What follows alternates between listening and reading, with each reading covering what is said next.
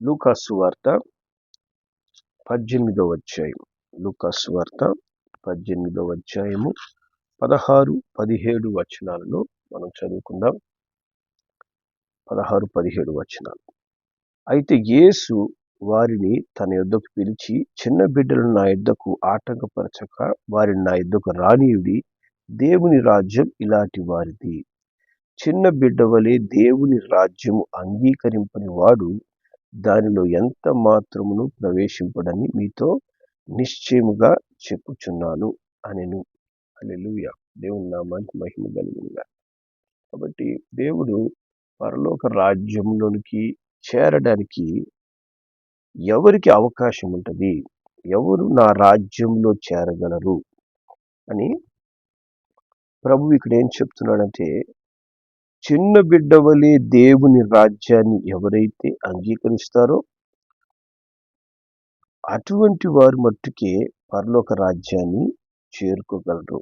అంతేగాని ఇక అంగీకరింపని వాళ్ళు ఎవ్వరు కూడా నా రాజ్యంలో చేరలేరు అని సెలవిస్తున్నారు.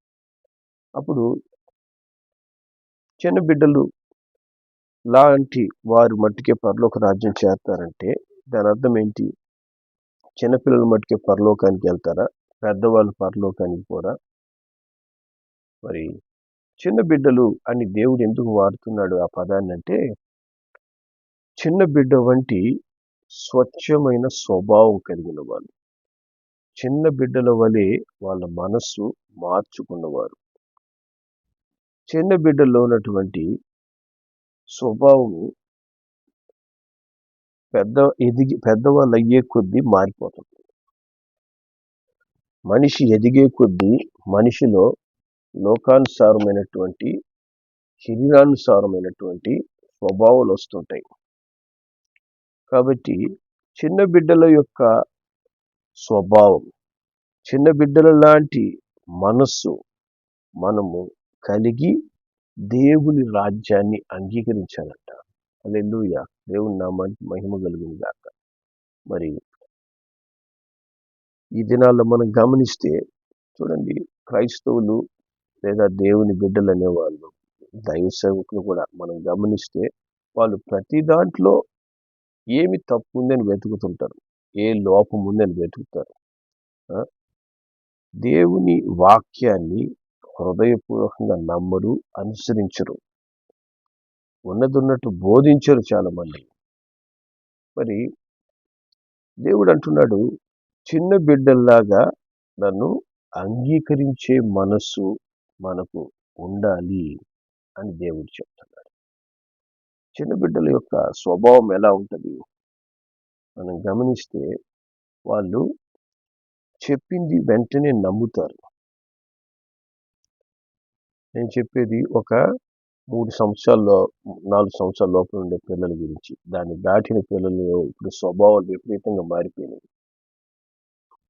కాబట్టి చెప్పింది వెంటనే నమ్ముతారు, అంగీకరిస్తారు. మనం వాడి చేతికి వేడి నీళ్లు చేతిలో ఇచ్చి కూడా ఇది ఐస్ వాటర్ అని చెప్పి ఇచ్చామనుకోండి, వాళ్ళు ఐస్ వాటర్ అనుకుంటారు, వాళ్ళు చల్లనీళ్ళు ఇచ్చినట్టున్నారని చెప్పి. అదే పెద్దవాళ్ళకి కనుక వేడి నీళ్ళు చేతిలో పెట్టి ఇది ఐస్ వాటర్ ఇస్తున్నట్టు ఒప్పుకుంటారా? 100 సార్లు ఆలోచిస్తారు. చిన్న బిడ్డల యొక్క స్వభావం ఏంటంటే ప్రతిదీ నమ్ముతారు. నమ్మి మోసపోవాలని కాదు నేను చెప్పేది. అంటే వాళ్ళ నమ్మకంలో ఉన్న స్వచ్ఛత మన నమ్మకంలో ఉందా? వాళ్ళ నమ్మకంలో ఉండే స్వచ్ఛత. చిన్న బిడ్డలు ఏ విధంగా మనల్ని నమ్మి అవి వేడి నీళ్ళైనా చల్లనీళ్ళని మనం చెప్పగానే తీసుకొని తాగుతున్నారో, ఆ విధంగా మనము దేవుడు చెప్పినవన్నీ నమ్ముతున్నామా? దేవుని మీద అటువంటి విశ్వాసం ఉందా? దేవుడు అంటాడు, నా రాకడ సమయంలో అసలు నేను విశ్వాసాన్ని కనుగొంటానా అంటాడు. మనుషులు అసలు విశ్వాసం ఉంటుందా నా మీద? పేరుకు నటిస్తుంటారు. చాలా మంది విశ్వాసం ఎలా ఉంటుందంటే దేవుని మీద ఉండదు విశ్వాసం. ఏదో మందిరానికి వస్తున్నాను కాబట్టి వస్తున్నాను, ఏదో సేవ చేస్తున్నాను కాబట్టి సేవ చేస్తున్నాను, కానీ దేవుని మీద అచంచలమైనటువంటి స్థిరమైన విశ్వాసము మరి చిన్న బిడ్డల వలె మనం కలిగి ఉండాలి. అబ్రహాం విశ్వాసులకు తండ్రి అయ్యాడు అంటే దానికి కారణము ఆయన దేవుడు నేను నీకు ఇది ఇవ్వబోతున్నానంటే అది ఎక్కడుందో తెలియకుండా దేవుని మాట విని ప్రయాణం చేశాడు. మనం కనుక దేవుడు ఏదైనా చెప్పాడు అనుకోండి, దానికి 100 సార్లు ఆలోచించి అది దేవుడు చెప్తున్నాడని తెలిసి కూడా దానికి అది చేస్తే నాకు మంచి చెడా, అది దేవుని చిత్తమా కాదా, దేవుని చిత్తమా కాదు అసలు పక్కన పెట్టండి. అది 100 సార్లు దాని గురించి ఆలోచించి 100 సార్లు అందరిని కనుక్కొని అప్పుడే అది నీకు మేలైతేనే ఆ పని చేయడం, లేకపోతే దాన్ని దేవుడు చెప్తున్నా చేయకుండా ఉండిపోవడం. దేవుడు ఈ విధంగా ప్రవర్తించండి అని చెప్పి దేవుడు మనకు ఆలోచన ఇస్తున్నా కూడా దాన్ని చేయకుండా దేవునికి దూరం అయిపోవడం ఎట్లా ఉంటుంది పరిస్థితి?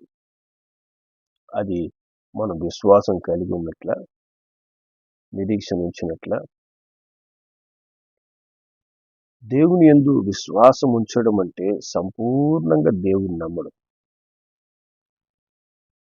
ఏ విధంగా నువ్వు దేవుని మీద సంపూర్ణంగా నమ్మకాన్ని ఉంచి ఉన్నావు? ఎంతవరకు నీ విశ్వాసము దేవుని మీద ఉంది? నువ్వు నిజంగా దేవుని నమ్మితే ఎంతగా నువ్వు ప్రభువుని అనుసరిస్తున్నావు? నిజంగా దేవుని మీద నీకు ప్రేమ ఉన్నట్లయితే చిన్న బిడ్డ వలె నువ్వు దేవుని ప్రేమిస్తున్నావా, లేకపోతే దానికి 9th place, 10th place, last place అంటూ దేవునికి ప్రేమను మనం పంచుతున్నామా? చిన్న బిడ్డలు ఒక చిన్న చాక్లెట్ ఇస్తే వాళ్ళు ప్రేమ చూపిస్తారు, పరిగెత్తుకొని వస్తారు. అటువంటి స్వచ్ఛమైన ప్రేమను దేవుడు నీ దగ్గర అడుగుతున్నాడు. పరిపూర్ణంగా దేవుని నువ్వు నమ్మాలని దేవుడు కోరుకుంటున్నాడు. మన శరీర స్వభావాలు ఉన్నాయి చూసారా, ఇవి మనల్ని పరలోక రాజ్యానికి తీసుకుపోలేవు. దేవుడు అంటాడు, మరి గల్తీలకు రాసిన పత్రికలో మనం వెళ్తే, గల్తీలు రాసిన పత్రిక 5వ అధ్యాయం 19వ వచనం నుంచి 21వ వచనం వరకు మనం చదివితే ఇక్కడ వాక్యం చెప్తుంది, శరీర కార్యాలు స్పష్టమై ఉన్నాయి. అవేవనగా జారత్వం, అపవిత్రత, కాముకత్వం, వ్యభిచారం, విగ్రహారాధన, అభిచారం, ద్వేషము, కలహము, మత్సరము, క్రోధం, కక్ష, భేదము, విమతములు, అసూయలు, మత్తతలు, అల్లరితో కూడిన ఆటపాటలు మొదలైనవి. వీటిని గూర్చి నేను మునుపు చెప్పిన ప్రకారం ఇట్టి వాటిని చేయువారు దేవుని రాజ్యాన్ని స్వతంత్రించుకొనరని మీతో స్పష్టంగా చెప్తున్నాడంట. దేవుడు చాలా క్లియర్గా స్పష్టంగా ఏం చెప్తున్నాడంటే, ఒకటి, చిన్న బిడ్డల వలె మనం ఉంటే దేవుని రాజ్యానికి ఖచ్చితంగా ప్రవేశిస్తారు. అలాగే శరీర క్రియలు అంటే చిన్న బిడ్డలలో లేని స్వభావం ఇది. చిన్న బిడ్డల్లో ఎంత వెతికినా ఇటువంటి స్వభావం కనపడదు. నేను చెప్తున్నా, చిన్నపిల్లలు అంటే 3-4 సంవత్సరాల లోపే, 5 సంవత్సరాల నుంచి కూడా పిల్లలకు మెచ్యూరిటీ వచ్చేస్తుంది ఈ దినాల్లో. ఎందుకంటే సెల్ ఫోన్ అంత ఇదిగా వాళ్ళ మీద ప్రభావం చూపించి చెడిపేస్తుంది పిల్లల్ని. కాబట్టి 3-4 సంవత్సరాల లోపల ఉండే ఈ పిల్లల్లో మనం ఇక్కడ చదివాం చూశారు, శరీర కార్యాలు. ఈ శరీర కార్యాలు వారిలో కనిపిస్తుందా? వారిలో కనపడదు. మరి ఈ దినమున చాలా మంది క్రైస్తవుల్లో కనిపిస్తున్నాయి, దేవుని బిడ్డల్లో కనిపిస్తున్నాయి. వారిలో మనకు జారత్వం కనిపిస్తుంది, అపవిత్ర క్రియలు కనిపిస్తున్నాయి, కామకత్వం కనిపిస్తుంది. దేవుని కంటే అధికంగా దేనికి స్థానం ఇస్తున్నావు, దాన్ని నువ్వు విగ్రహంగా చేసుకొని దాన్ని ఆరాధిస్తున్నావు. అభిచారం, ద్వేషములు ఉన్నాయి, కలహాలు ఉన్నాయి, ఇప్పుడు కుళ్ళుబోత్తనం, మత్సరాలు ఉన్నాయి, క్రోధాలు ఉన్నాయి, కక్షలు ఉన్నాయి మనుషుల్లో. మరి భేదము అంటే ఒకరిని, వాళ్ళకి ఇష్టమైన వారిని ఒక రకంగా, ఇష్టం లేని వారిని ఇంకో రకంగా భేదాలు చూపించడం. విమతములు ఉన్నాయి, అసూయతో నింపబడ్డారు, మత్తతులు, అల్లరితో కూడిన ఆటపాటలు. అన్నీ కూడా ఈ దినంలో సంఘంలో చేరిపోయినాయి. ఈ ఈ ఈ ఈ దినాల్లో క్రైస్తవుల హృదయాల్లో చేరిపోయినాయి. చాలా మంది దైవ సేవకులని చెప్తూ ఇటువంటి స్వభావాలతో నివసిస్తున్నారు. అదేమంటే వాళ్ళు తప్పు చేయడం లేదా, ఈయన తప్పు చేయడం లేదా, ఆమె తప్పు చేయడం లేదా, వాళ్ళ సంగతి మనకు అనవసరం. నువ్వు చిన్న బిడ్డగా ఉన్నావా, లేక నేను చాలా పెద్దదాన్ని అయిపోయినాను, పెద్దవాడిని అయిపోయాను, నాకు సొంతగా ఆలోచించి నిర్ణయాలు తీసుకునే తెలివి వచ్చేసింది, నేను ఇక చిన్న బిడ్డను కాదు పెద్దవాడిని అని మనం అనుకుంటున్నామా? మనము దేని విషయంలో పెద్దవాళ్ళు అవ్వాలి? కాలమును బట్టి చూస్తే మనం బోధకులుగా ఉండాలని చెప్పి దేవుని వాక్యం చెప్తుంది. అంటే ఏంటి? మనము దేవుని విషయంలో బోధకులుగా అవ్వాలి. చూడండి, హెబ్రీలకు రాసిన పత్రిక 5వ అధ్యాయం, హెబ్రీలకు రాసిన పత్రిక 5వ అధ్యాయము మరి 12, 13 వచనాలు ఇక్కడ చెప్తుంది. కాలమును బట్టి చూచితే మీరు బోధకులై ఉండవలసిన వారే ఉండగా దేవోక్తులలో మొదటి మూలపాఠాలు ఒకడు మీకు మరలా బోధింపవలసి వచ్చును. మీరు పాలు త్రాగువారే కానీ బలమైన ఆహారం తినగలవారు కారు, మరియు పాలు త్రాగు ప్రతివాడు శిశువే గాని కనుక నీతి వాక్య విషయంలో అనుభవం లేనివాడే ఉన్నాడు. కాబట్టి కాలమును బట్టి చూస్తే మనము దేవునిలో ఎదగాలి. వాక్యాన్ని వినేవాళ్ళు కాదు, వాక్యం బోధించే స్టేజ్కి వచ్చేయాలి. ఆ స్థితిలోకి నువ్వు ఎదిగిపోవాలి. దేవుని విషయంలో రాను రాను మనుషులు ఎట్టయిపోతున్నారు? మరగుజ్జుతనం వచ్చేస్తుంది. అంటే మరుగుజ్జుతనం అంటే ఏంటి? వయసులో ఎదుగుతున్నారు కానీ ఆత్మలో మరుగుజ్జులైపోతున్నారు. చిన్నపిల్లలు మరుగుజ్జులు. కానీ లోక విషయంలో ఎత్తుకుంటే చాలా మెచ్యూరిటీ వచ్చేస్తుంది.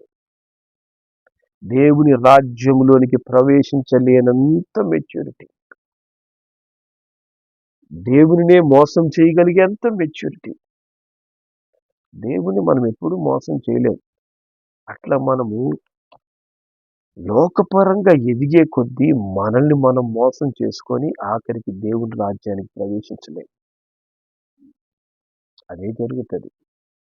దేవుడు ఒక మాట చెప్పాడంటే దాంట్లో ఇంకా మార్పు తీసుకురాడు. చిన్న బిడ్డల వలె మీరు ఉంటేనే పరలోక రాజ్యం అంటే, లేదు నేను పెద్దవాడిని అయిపోయినాను, నాలో శరీర కార్యాలు కనిపిస్తున్నాయి, అయినా కూడా దేవుడు నన్ను పరలోక రాజ్యంలో చేర్చుకుంటాడంటే దేవుడు ఎప్పటికీ చేర్చుకోడు. దేవుడు శరీర కార్యాలు కలిగిన వాళ్ళు దేవుని రాజ్యంలో ప్రవేశించారంటే ప్రవేశించడానికి అవకాశం లేదు. ఇక ఎక్కడ మనము మెచ్యూర్ అవ్వాలి, పెద్దవాళ్ళు అవ్వాలంటే వాక్యాన్ని బోధించే స్థితిలోకి మనం రావాలి. మనం ఎంతకాలంగా క్రైస్తవులుగా ఉంటున్నాం, మరి ఎంతమంది బోధకులై ఉన్నాం, వాక్యాన్ని బోధించే స్థితిలోనికి ఎంతమంది వచ్చున్నాం? మైక్ పట్టుకోగానే చెమటలు గారిపోతుంటాయి, వణికిపోతుంటాయి కాళ్ళు చేతులు, ఏం చెప్తున్నారో అర్థం కాదు. ప్రార్థన చేయమంటే వెన్నులో వణుకు పుట్టుకొస్తుంది. ఎందుకు? మనము ఎదగడం లేదా? దేవునిలో, లోకంలో ఎదుగుతున్నామా? మనము ఎక్కడ చిన్న బిడ్డలు అవ్వాలో అక్కడ చిన్న బిడ్డలుగా ఉండాలా? ఎక్కడ ఎదగాలో అక్కడ ఎదగాలి. మనము లోకం చిన్న బిడ్డలుగా ఉండాలి, దేవునిలో పెద్దవాళ్ళుగా ఎదగాలి. హల్లెలూయా. దేవునిలో ఎదగడం అంటే ఏంటి? దేవునిలో ఎదగడం అంటే క్రీస్తు స్వభావం మనం తెచ్చుకోవాలి. చూడండి, ఎఫెసీలకు రాసిన పత్రిక 4వ అధ్యాయం, ఎఫెసీలకు రాసిన పత్రిక 4వ అధ్యాయము 14-15 వచనాలు మనం చదువుదాం. 14-15 వాక్యం చెప్తుంది. అందువలన మనం ఇక మీదట పసిపిల్లలమై ఉండి మనుషుల మాయోపాయముల చేత వంచన చేత తప్పు మార్గమునకు లాగు కుయుక్తితోనూ గాలికి కొట్టుకొని పోవునట్లు కల్పింపబడిన ప్రతి ఉపదేశమునకు ఇటు అటు కొట్టుకొని పోవచ్చు అలల చేత ఎగురగొట్టబడిన వారమై ఉన్నట్లుండక ప్రేమ కలిగి సత్యం చెప్పుచు క్రీస్తు వలె ఉండుటకు మనం అన్ని విషయాలు ఎదగాలంట. హల్లెలూయా. చూసారా? మనుషులు, దేవుడు ఏం చెప్తున్నాడు? మనము పసిపిల్లలుగా మారిపోవాలి. పసిపిల్లలు అంటే ఏంటి? 3-4 సంవత్సరాలు. వాళ్ళే పసిపిల్లలు. పసిపిల్లలుగా మారిపోవాలంటే ఏ విషయంలో పసిపిల్లలు అయిపోవాలి? మనుషుల మాయోపాయములకు పసిపిల్లలు అయిపోవాలి. వంచన, తప్పు మార్గమునకు మనల్ని తీసుకెళ్ళిపోయే కుయుక్తులు, శరీర కార్యాలు, వీటన్నిటికీ మనం ఏం పోవాలి? పసిపిల్లలు అయిపోవాలి. పసిపిల్లలకి మనం కనుక పాపం గురించి చెప్పామంటే వాళ్ళకి ఏం అర్థం కాదు. అసలు ఏంది ఇది అంటారు. వాళ్ళకి అంత పరిశుద్ధంగానే కనిపిస్తాయి. కాబట్టి లోక విషయంలో మనం పసిపిల్లలు అయితే కానీ మనం క్రీస్తులో ఎదగలేమంట. క్రీస్తులు ఎదగలేం. ఇప్పుడు లోకంలో ఏమైపోయిందంటే తప్పుడు బోధలు విపరీతమైపోయినాయి. ఒక్కొక్కరు ఒక్కొక్క వాక్యం తీసుకొని వాళ్ళ ఇష్ట ప్రకారమైన బోధలు బోధిస్తున్నారు. వాక్యంను ఉన్నదున్నట్టు బోధించే వాళ్ళు లేరు. వాక్యం ఉన్నదున్నట్టు బోధిస్తే ఎవరికి ఇష్టం లేదు. సత్యాన్ని ఒకరు బోధిస్తున్నారంటే విడిచి వెళ్ళిపోతారు. అబ్బా, మాకు ఈ వాక్యము కఠినంగా ఉంది. యేసు ప్రభు వాక్యం చెప్తే కూడా ఏమన్నారంటే చాలా మంది, ఈ వాక్యం మాకు కఠినంగా ఉంది, మేము వినలేమని అందరూ వదిలిపెట్టి వెళ్ళిపోయారట యేసే. అట్లా ఇప్పుడు సత్యమైన బోధ ఎవరైనా ప్రకటిస్తున్నారంటే ఇష్టం లేదు. వాళ్ళకు అనుకూలమైన బోధలు బోధించే వాళ్ళు వెతుక్కుంటుంటారు. ఆ యొక్క బోధలు ఏం చేస్తాయంట? మనలను గాలికి కొట్టుకుపోయే వాళ్ళగా మార్చేస్తాయంట. మనల్ని పసిపిల్లలుగా కాక మెచ్యూర్డ్గా మారుస్తాయి. దేంట్లో? లోకంలో. సాతానుడు మొట్టమొదట మానవుడిని, పసిపిల్లవాడిలా ఉన్నటువంటి మానవుని యొక్క మనస్సులో వాడి యొక్క అబద్ధ బోధతో జ్ఞానోదయం కలిగించేది. ఏ విషయంలో? లోక విషయంలో. అప్పటి వరకు ఆదాము అవ్వ చిన్న బిడ్డల మనస్తత్వం వాళ్ళలో ఉన్నింది. దేవుని మహిమ వాళ్ళని ఆవరించి ఉన్నింది. పాపం ఎరగని కన్నులు వాళ్ళకున్నాయి. ఎప్పుడైతే అబద్ధ బోధ అనేది సాతానుడు ప్రారంభించాడో వాళ్ళకి లోక సంబంధమైన జ్ఞానోదయం కలిగి పాపం అంటే ఏందో తెలుసుకొని వాళ్ళు లోకంలో పడిపోయారు. ఇప్పుడు అనేక మంది పరిస్థితి కూడా ఆ విధంగానే ఉంటుంది. సత్యమైన బోధ అంటే వాళ్ళకు పుట్టడం లేదు. కానీ లోకంలో ఎదగడానికి ప్రయత్నం చేస్తున్నాడు. దేంట్లో మనం ఎదగాలంట? దేవుని విషయంలో ఎదగాలి. ప్రేమ కలిగి సత్యము చెప్పుచు క్రీస్తు వలె ఉండుటకు అన్ని విషయాల్లో మనం ఎదగాలంట. అట్లా ఎదగాలంటే మనం ఏమవ్వాలి? పసిపిల్లలం అవ్వాలి. పసిపిల్లలుగా మనం మారాలి. దేంట్లో పసిపిల్లలు అవ్వాలి? లోకానికి పసిపిల్లలు అవ్వాలి, దేవునికి కాదు. ఇది తప్పుగా తీసేసుకొని చాలా మంది ఏమైపోతుంటారంటే దేవుని విషయాల్లో పసిపిల్లలు అయిపోతారు. దేవుని విషయంలో మనకు బైబిల్ చదవడం రాదు, ప్రార్థన చేసుకోవడం రాదు, మనము వాక్యం బోధించలేం, ధైర్యంగా దేవుని గురించి ప్రకటించలేం, దేవుని ఆత్మతో నింపబడాలని ఆసక్తి లేదు, ప్రార్థన సహవాసంలో ఉండడానికి ఇష్టం లేదు. వీటిల్లో రాను పసిపిల్లలు అయిపోయేసి లోకంలో అన్ని విషయాలు లోకానుసారంగా అందరితో మాట్లాడతాం. పాపపు సంగతులకి సమయాన్ని ఎక్కువ ఇస్తాం. లోక సంబంధమైన క్రియల కొరకే ఆసక్తి. శరీర కార్యాలు ఏవైతే గలతీలు రాయబడ్డాయో వాటన్నిటితో ఈ దినమున దేవుని బిడ్డలు నింపబడుతున్నారు. దీనివల్ల ఏం జరుగుతుంది? దాని అంతం ఏంటి? గలతీలో వాక్యంలో ఆయన చెప్తాడు, పౌలు గారు, ఇవి చేసేవాళ్ళు దేవుని రాజ్యాన్ని స్వతంత్రించుకొనరు అని మీతో స్పష్టంగా, వెరీ క్లియర్, చాలా క్లియర్గా వాళ్ళు పౌలు గారి ద్వారా దేవుడు మనకు చెప్పేశాడు. స్పష్టంగా చెప్తున్నాను. ఈ శరీర కార్యాలు అనగా లోకపరంగా మనం పెద్దవాళ్ళు అయిపోయామంటే పరలోక రాజ్యానికి పోం.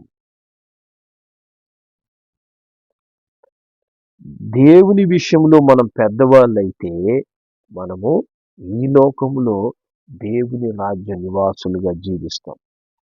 క్రీస్తు పోలిన పరిశుద్ధ జీవితం మనం కలిగి ఉంటాం.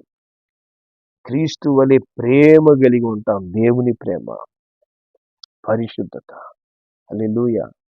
అట్టి క్రీస్తు పోలిక కలిగినటువంటి క్రీస్తు స్వభావం మనలో కనిపిస్తుంది. అలాగ మనము చిన్న పిల్లల లాంటి స్వభావం, అంటే లోకములో చిన్న బిడ్డలు అయిపోతూ దేవునిలో మనము ఎదుగుతూ ఉన్నప్పుడు దేవుని యొక్క రాజ్యములకు వారసులవుతాం. హల్లెలూయా. కొలసీలకు రాసిన పత్రిక 3వ అధ్యాయం 12 నుంచి 14 వచనాల దాకా మనం చదివితే వాక్యం చెప్తుంది.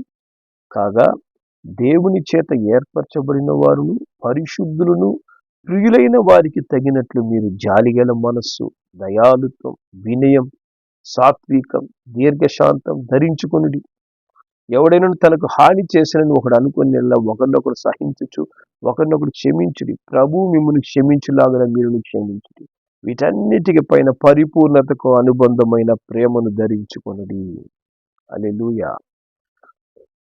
చూడండి, దేవుని ద్వారా ఏర్పరచబడిన వారు పరిశుద్ధులు ప్రియులైన వారు ఎలా ఉంటున్నారో అటువంటి స్వభావం మనలో ఉండాలంట. అటువంటి జాలిగల మనసు, దయగలిగిన వారుగా, వినయము కలిగినటువంటి స్వభావం, వినయము కలిగి ఉండాలి. సాత్వికం, దీర్ఘశాంతం. ఈ దినాల్లో దేవుని బిడ్డలు ఇవి కనిపిస్తున్నాయా? ఈ స్వభావాలు. జాలి లేదు, దయ లేదు, వినయం అస్సలు కనపడదు. దైవజనులు కనపడినప్పుడు కూడా దైవజనులు పలకరించడానికి మనసు రాదు.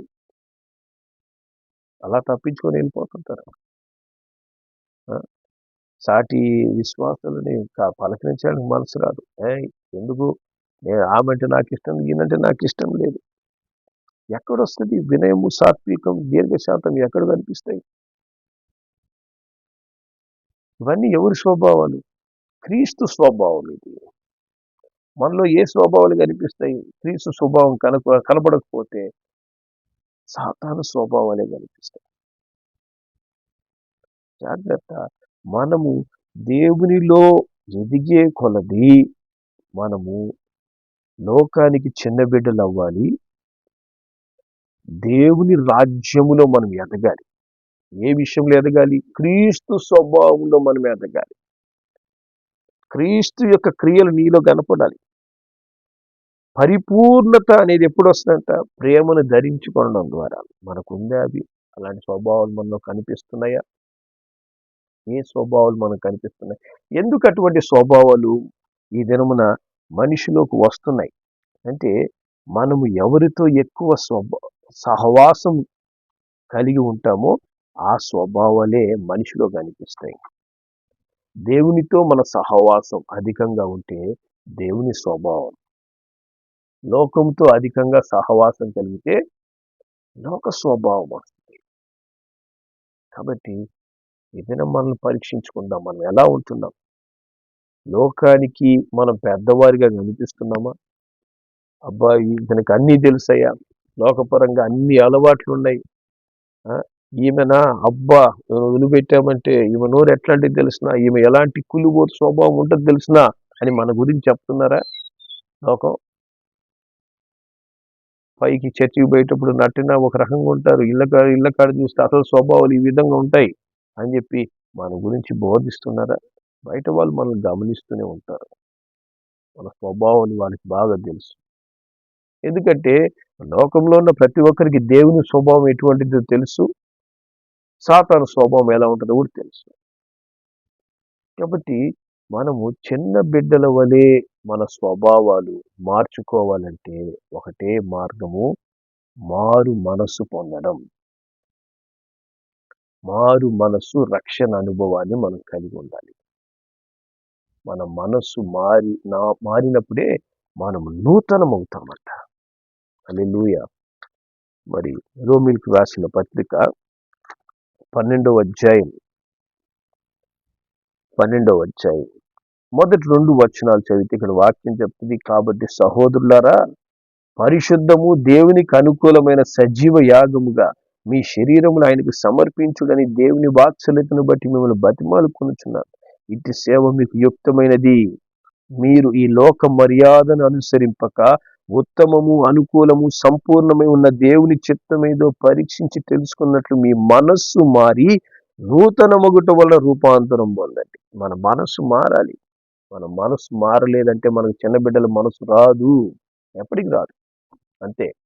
మనం అనుకోవచ్చు, నేను దేవుని బిడ్డను, నేను నాలో యేసయ్య ఉన్నాడు, మనలో శరీర కార్యాలు పనిచేస్తున్నంత కాలం మనం నటిస్తున్నాం. అది ఎవరిని మోసం చేసుకుంటున్నాం? మనలే మోసం చేసేసుకుంటున్నాం. అందుకే ఇక్కడ వాక్యం చెప్తుంది, లోక మర్యాదను అనుసరించడం ఆపండిక చాలు. ఇంతకాలం లోకం కోసం బ్రతికింది చాలు. లోకం నీ కోసం ఏమీ చేయలేదు. లోకము క్షణకాలమైనటువంటి సంతోషాన్ని కలగజేస్తుంటదేమో. దేవునిలో సంపూర్ణ సంతోషం ఉంది. దేవుని కోసం నువ్వు ఏం చేస్తున్నావు? నీ కొరకు ప్రాణమే పెట్టినటువంటి ఆ యేసయ్య కొరకు మనము సాక్షిగా జీవిస్తున్నామా? చిన్న బిడ్డల లాంటి స్వభావం మనలో వస్తుందా? అట్టి స్వభావం రావాలంటే, దేవుని యొక్క స్వభావం మనలో రావాలంటే, మనం లోక మర్యాదను అనుసరించక మనం ఏం చేయాలంట? అనుదినము పరిశుద్ధత కొరకు సజీవ యాగంగా మన శరీరాలు సమర్పించుకోవాలి. దేవా, సజీవ యాగం సమర్పించుకోవడం అంటే ఏంటి? ప్రతి శరీర క్రియకు మనము చచ్చిపోవాలి. ప్రతి శరీర స్వభావానికి మనం చచ్చిపోవాలి ప్రతిదినం. అందుకే పౌలు గారు అంటారు, నేను అనుదినము చనిపోవచ్చున్నాను. చనిపోవడం అంటే ఏంటి? లోకానికి చచ్చిపోతున్నాడు. మనం లోకానికి బ్రతికేస్తుంటాం, లోకంలో బతికేస్తుంటాం, లోకంలో తిరిగేస్తుంటాం, లోక విషయాల్లో ఎక్కువగా ఉంటాం. కానీ దేవుని విషయాల్లో చాలా తక్కువగా, దేవుని సంబంధమైనటువంటి కార్యక్రమాల్లో చాలా తక్కువగా. అప్పుడు మనలో ఎవరు ఎదుగుతారు?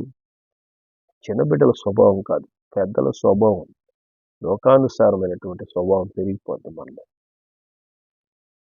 కాబట్టి మనము లోకానికి మనం ఏం చేయాలంట? సజీవము చచ్చిపోవాలి. చచ్చిపోయినప్పుడే మనము చిన్న బిడ్డల్లా క్రీస్తులో తిరిగి జన్మిస్తాం. మారు మనస్సు, రక్షణ స్వభావం, క్రీస్తు యొక్క మంచి జీవితం మనలో ప్రారంభమవుతుంది. హల్లెలూయా. ఆ విధంగా క్రీస్తు స్వభావం మనం కలిగి ఉండేందుకు మన జీవితాల్ని ప్రభువుకు అప్పగించుకుందాం. శరీర క్రియలను మనలోనికి దూరం చేసుకుందాం. లోకానికి మనము చిన్న బిడ్డలుగా మారాలి.